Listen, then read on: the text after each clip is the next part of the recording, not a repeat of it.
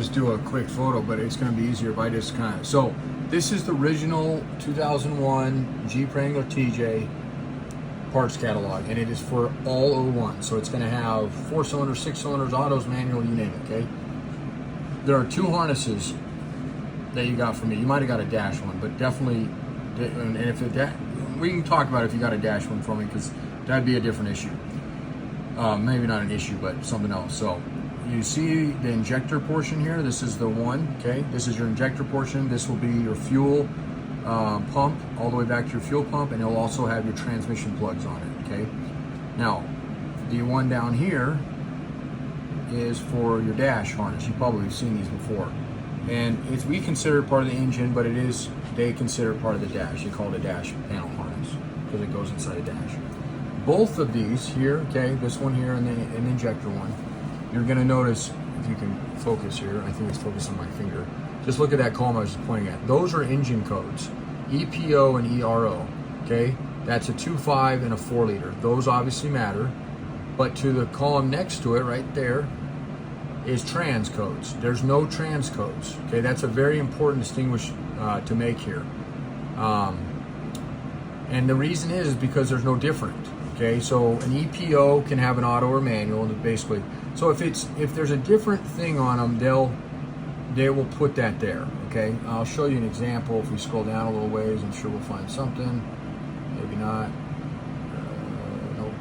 A lot of things don't on those years, but yeah, I'm not right here. But anyway, if we found a maybe not even interior harness one matters. So. Okay, well that's kind of not proving my point, or not, Anyway, okay, so back to now that was your dash harness. This is your injector portion here. I might have to split this video down.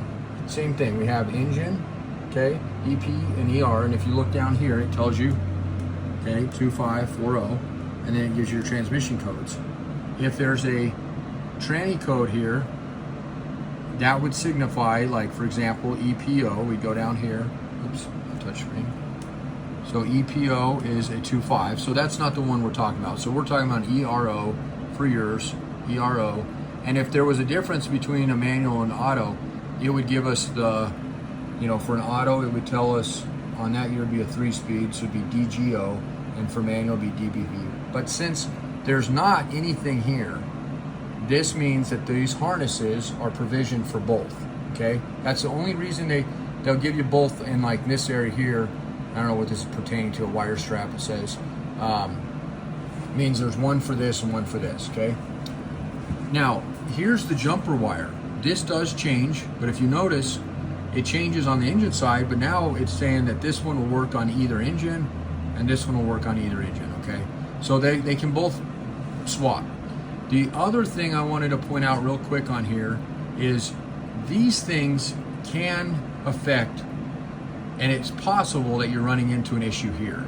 And what we would have to do to figure out if this is causing you the issue is we'd have to get the VIN number off of the one that that the customer has, and then we'd have to try to find the VIN number for the one we pulled it on, which might be tricky, but I could probably figure out, or even a part number, and that would help us there. The European we don't have to worry about. It's going to be the 2 here is going to be with ABS, without ABS, and then of course 50 state legal down in here versus California legal. So that's the only difference there.